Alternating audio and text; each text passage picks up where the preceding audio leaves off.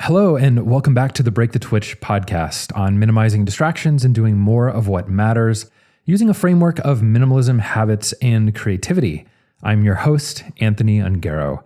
And on this episode, I'm joined by my lovely co-producer of Break the Twitch, my wife, Amy. And we dive into all things minimalism and decluttering.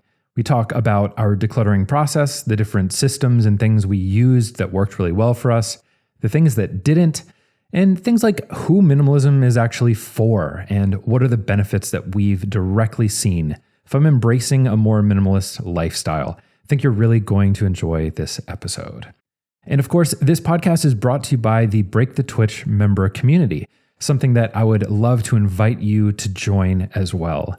The member community is a way that you can support the work that I do with Break the Twitch while getting access to really cool things behind the scenes. For example, I just uploaded a 21-day audio series. Each day has 3 to 5 minutes of audio that is designed to be listened to in the morning to help you start your day with intention.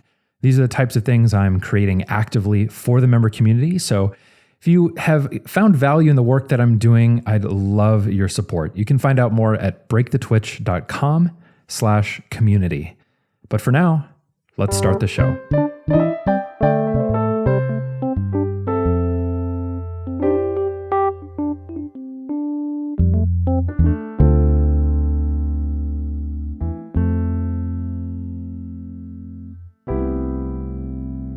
In this episode, we are sitting down with the co-producer of Break the Twitch, my wife, Amy, and we're going to be digging into decluttering and our experience with minimalism, really because that was the first thing that we dug into when we started Break the Twitch, and it really became the first sort of pillar of what it meant to break the Twitch. So we're going to be talking about that today. What do you think?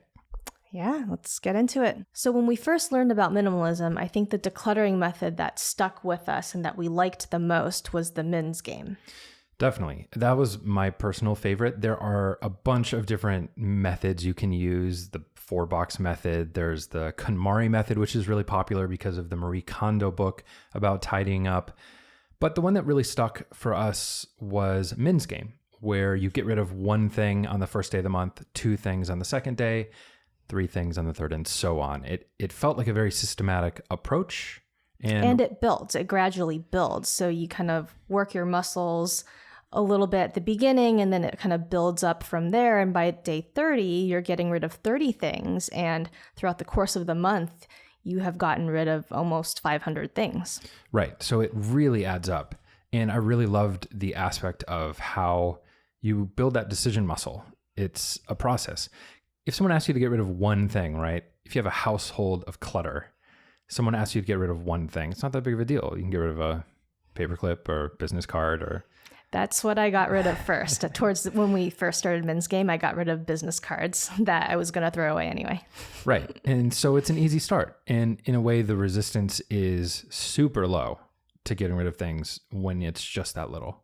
So that I definitely found that helpful. Yeah, I think anything that you can do to make the process easier for you when you're first starting out, it's more sustainable in the long run. If you start with the hard stuff or you start with something seemingly overwhelming, like I can imagine people getting overwhelmed with the KonMari method because she wants you to go through all of your things in one category from all parts of the house. I mean, that's kind of hard if you don't even know where things are.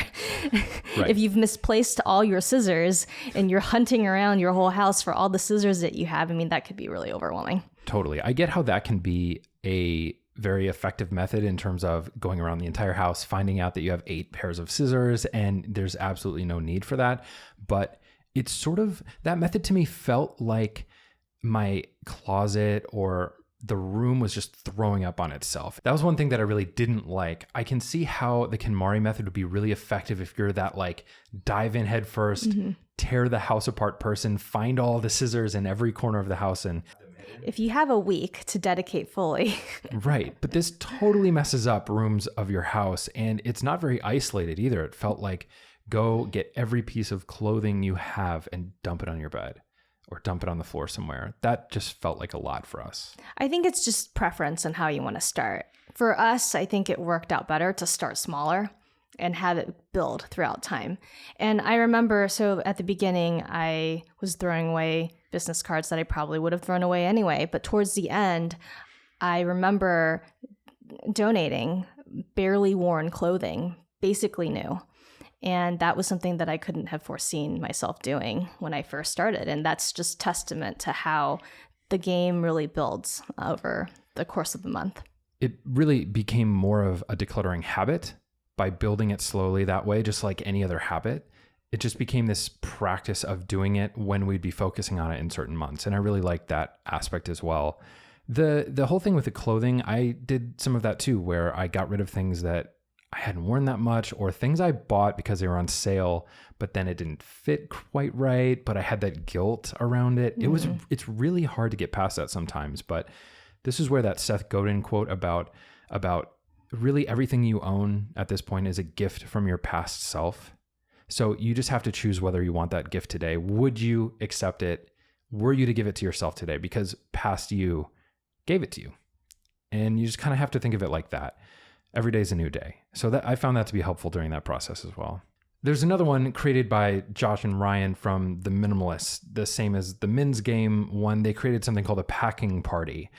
And this is basically you pack up your entire house like you're moving, but don't move. And then you just pull out items as you need them. And after a certain amount of time, you ship it off because the things that are left, you obviously haven't used.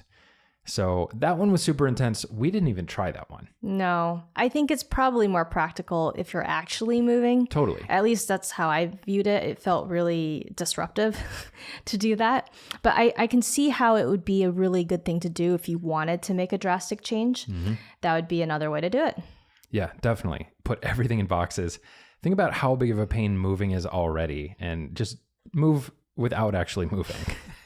So, yeah, it could work for some people, but yeah, not for us. I think if you're moving, that's the time to do it, because you've already have your stuff in boxes. Then instead of just unpacking everything and putting it away, leave the stuff in boxes for a while, pull out each thing as you need it. And that might be an effective strategy, but we didn't try that one. It just felt like a bit much. Out of all of the decluttering methods, Men's Game did end up working out the best for us, but different things work for different people. And so for pros and cons on the top 6 decluttering methods, we do have a blog post that we've written in the past, and we'll link to that below.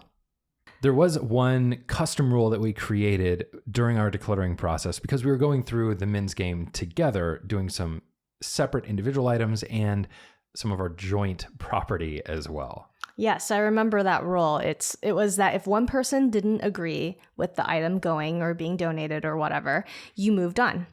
And that saved us a lot of time, energy, and we kept on going. That was the most important part. Right, because what would happen is sometimes we'd get stuck on something that one person wasn't sure about yet and the other was ready to get rid of, and then we'd sort of debate it and lose energy in the process, lose that momentum. So it was really helpful to have that rule, like, okay, nope, not ready for this yet. Let's shut it down, move on. Now, if the other person just doesn't want to get rid of anything, that rule obviously will not work. Yeah. I think both parties need to be willing to make some cuts and willing to progress on through the decluttering process. And so we were lucky in that we both were dedicated in wanting to declutter our lives and get rid of things. Right. We were both on the same path of wanting to head in that direction. So that's why I created that rule, to just respect each other's choices in that moment and not move on to the things that we weren't ready to get rid of yet. Mm-hmm. Speaking of momentum, one of the things that I found particularly helpful were our Trinket boxes. Just small little boxes. Mine was the Rubbermaid plastic kind of thing, maybe 1 foot by 2 feet. And I would just put things in there that were things I would never get rid of, like a gift from my grandfather or the harmonica that I got from my great grandmother. Things like that I would never get rid of, but don't really have a place in day-to-day life around the house. It was really nice for me. Yeah, that was really helpful for me too. In my Trinket box, I had some things from childhood. I had some letters that people had written me, and I just find it really cool to be able to look at some stuff like that and hold it in your hands again. And that, I don't think, will change for some people. And so it's nice to have a place where you can put things like that. And maybe you get rid of it later. And I know that for me, I've gotten rid of some things that in my Trinket Box that I didn't want to get rid of at the time, but then looked back a year later and went, okay, I feel like I'm ready to let that go. But it's an evolution, it's a process, and having a Trinket Box, I feel, was really helpful when we were going through it. Definitely. And your views change, right? Like you just said, you might come back later, revisit it, and realize that that's not as special to you as you thought at the time, or you're ready to let it go. But that doesn't mean you have to. I think the focus on minimalism being this saying of just letting go of all things, I do think it's important to detach your sense of self-worth from the things that you own, and minimalism is a great practice for doing that. But it doesn't mean detaching from all things. You can be sentimental about things in your life. Let's just kind of focus on getting rid of the things around those things. Often with minimalism, people have their hot button areas. Yep. I've gotten questions from people that are like, can I still be a minimalist with all my books? And things like that. To me, the answer is absolutely yes. So books are one of the big topics. Clothing is another one of the big ones. And then kitchen stuff is that's big. mine. Yeah. We too love our kitchen stuff, which we'll get to in a second. But what do you think about books? What's your personal opinion on books and where they kind of exist in your minimalism space? I like to go back and reference books from time to time. So sometimes I'll be thinking about a portion of a book and go, oh, I want to go back and reread it. And it's really nice having it on the bookshelf for me to be able to thumb through physically. I have a Kindle. I love it for traveling, but it's just different thumbing through the book. Yeah, I definitely prefer physical books as well. I don't tend to be able to read as well on the screen, even if it is that fancy e-ink stuff. But I like having the book, and my views have changed substantially. I kind of went from having a ton of unread books, realizing that I would need to declutter those books and sell them or give them away in order to focus on the books that I wanted to read now. That was a big thing that I did, and it really helped me read more. But now I've loosened a little bit after learning more about how those books can be used as a bit of a reference library. And they don't necessarily need to be read from cover to cover in order to get a lot of value from them. So we definitely have a bookshelf, and it's pretty full, but it's not a very big bookshelf. Clothing got easier for me over time. Yeah, it was definitely hard at first, but I did reach this point where I saw this pattern that I was doing where I would wear all of my clean clothing, and finally I would end up only wearing the clothes that I hated once all the other stuff was dirty. And I really didn't like that. So that was sort of a catalyst that allowed me to get rid of like 70% of my clothing. Since I've streamlined, gotten shirts that I really like, and made it a lot easier. I would say I probably got rid of 70% of my clothing as well. And now I wear seasonal stuff aside, right? So you're not going to wear a big sweater in the summer, but seasonal stuff aside, I pretty much wear most pieces of clothing. I would say 95% of things in my closet, as opposed to 30% before we started on the minimalism path. Yeah, I think it's fair to say that if you haven't worn something in a year, or if there are still tags on something you've bought 6-9 months ago, it's probably safe to sell. You can actually sell a lot of clothing, especially if it's new with tags on eBay, Craigslist. I see a ton of listings for things like that. So it's probably time to let go of those things, and you'll probably be better off for it because it'll make space for the new. It'll make space for the new things you want. I don't get hung up on the number of clothing that I have. Oh, no. Yeah. So some people find it really helpful, so they like Project 333, I think, is helpful for a lot of people. And if that helps you, I would absolutely do it. Right. That's Courtney Carver's project. 33 items for 3 months, not including athletic wear and some other basics. But maybe some accessories, I can't remember. But I think the rule with athletic wear is you actually have to work out in them. Yes, no athleisure wear allowed. You have to actually work out in this stuff. You can't count it as your extra stuff. But there's a ton more on that at project333.com, and you can read all about that. But you were saying? I was saying that for me, I don't get hung up on the number. It's more about what I love to wear and what I feel good in. And I just leave it at that. Right. I'm really not concerned about the number either. We didn't find any particular framework necessary for our clothing stuff, but I know it's helpful for a lot of people. One thing that I try to do with my clothing is pick very classic pieces. So things that don't really go out of style very quickly. So that's why you'll see a lot of basic colors. Like I'll wear a lot of grays, a lot of blacks, a lot of blues, not so much super patterny stuff, and I think that helps as well. And keeping clothes around longer and only replacing them when you really feel like it's time for a change or they start wearing down. Totally. And that's why you see minimalists wearing typically the black, gray, the more muted colors, because it goes with everything and it's more versatile, so you can create more outfits out of fewer items of clothing. Kitchen stuff. Right. Kitchen stuff is a big point of contention, I know, for a lot of people. Some people are super into it.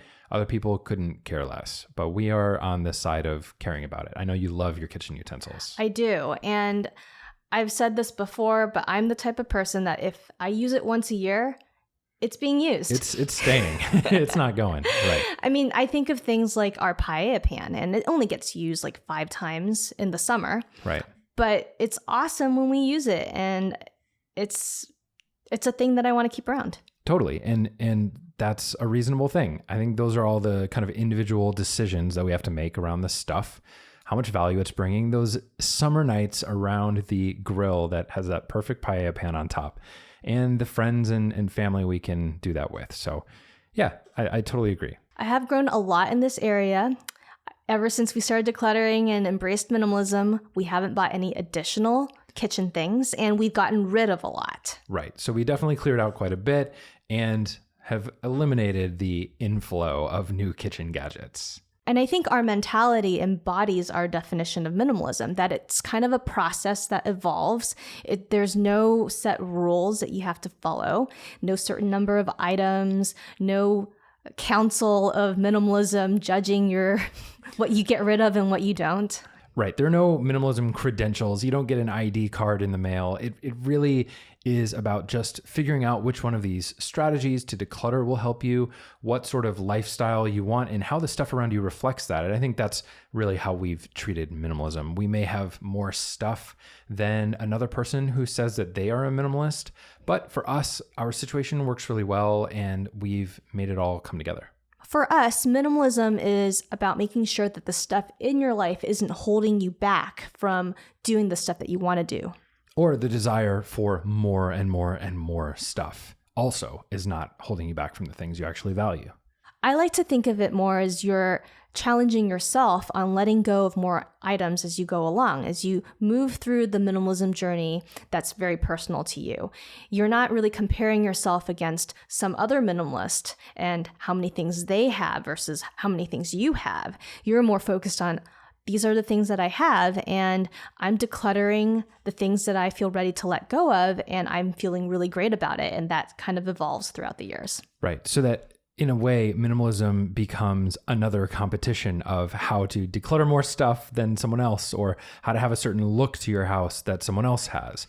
It's really about personal journey and about figuring out along the way what makes sense for you.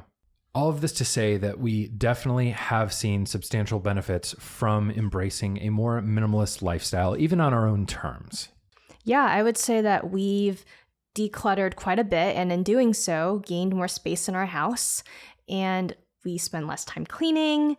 We also have spent less overall. I think part of the pain that you go through of letting go of items that you've bought but then didn't use is you realize how much money you've wasted, and that curbs your current/future consumption. It definitely adds weight to the process of buying something, knowing that that might be in a donation bag a few months from now if you don't end up using it. So that has definitely been helpful. And I think we've just been able to take bigger risks in our life. We've been able to take some leaps into working for ourselves full time and doing things that we might not have otherwise if we had had substantial financial commitments that we hadn't eliminated, or gotten the money back by selling a lot of the things we weren't using. So there's definitely been a benefit, even though I wouldn't say we're hardcore minimalists by any means. I would say minimalism to us is really part of the framework of how we do more of what matters and create space in our lives to be able to do what matters. Mm-hmm. Speaking of buying stuff and adding weight to the buying decision, there definitely are still things that we buy. We don't completely shut it down. There are things that bring us joy or allow us to do the work we do better, or just things that we feel help take care of ourselves. For me, my big one is camera equipment, production equipment. It's what we use to do a lot of the work we're doing, and I am on this constant pursuit to try to improve the quality of what we're doing. And I see a lot of that is practice, a lot of that is just building the skill, but also having the right kind of gear. There's definitely a mix. So that's one of the things that I still am spending money on. Yeah, I still buy stuff. I mean, I buy clothes still. I just buy less of them. But I still do buy stuff to either replace clothes that are getting worn down or things that break. Like just the other month, I got a new pair of sunglasses. I still buy health and beauty things that I use. And so it's not that you can't buy stuff if you're a minimalist, but maybe the amount and frequency lessens a bit. Right. And for me, I kind of have a rule of the things that I buy, the things that I invest in or spend money on, I want those things to create. I want them to create experiences. I want them to help create videos, create media, different things that we make. And that's just a general guideline that I like to use when it comes to stuff. Now, you can use that as an excuse for just about anything, especially when it comes to creating experiences, but you have to be true to yourself in terms of what that means for you. I really do feel like minimalism can be beneficial for everyone. Absolutely. It's something that literally provides a framework for removing distractions from your life. Removing the clutter. Exactly. Clutter, distractions, things that are not in line with what you actually want, the things that you want to be spending your time on. Get rid of those things so you can actually do more of what matters to you. And it's not just the physical things either. It can be the emotional clutter, the calendar clutter. Maybe you're overcommitted and overscheduled, and that's where minimalism could benefit you. Absolutely. It really is about removing the excess, removing the clutter, minimizing distractions, and doing more of what matters to you. It's a perfect framework for that. No matter how much stuff you get rid of or don't get rid of, you can use this mentality as a tool to really strengthen your life, I think. Because the fact of the matter is, if you're preparing for a big leap, a change in career maybe, or wanting to try something new, a lot of times you have to create space for it first. Right. Having the space to react appropriately, to be able to take those bigger risks. A perfect example of this was Greg McKeown, who talked about this in his book, Essentialism, where if a car is stopping in front of you, how much time do you want to react? If you're rushed, if your calendar is already full, you're going to rear end that car probably, versus having more space to make an appropriate decision on what to do. The same analogy applies across minimalism, just creating space for getting there and reacting. I mean, that's why we started with minimalism back in 2014, 2015. Why we needed to create space was because we wanted to make big changes in our lives. And we did that very intentionally. And it wouldn't have been possible if it weren't for minimalism. Yep. And one of the biggest things I found too is if you don't know where you want to go, if you're feeling overwhelmed, you're not happy with your job, your situation, instead of adding stuff to try to make it better, start by removing things so you can get clarity on what you actually want. So that was one of the most helpful things for me during that process, just finding clarity around, okay, what needs to change by creating that space. So after the show, I normally highlight one of the things that I really took away from the conversation, but because I was talking so much during this actual podcast episode, I'll just say this.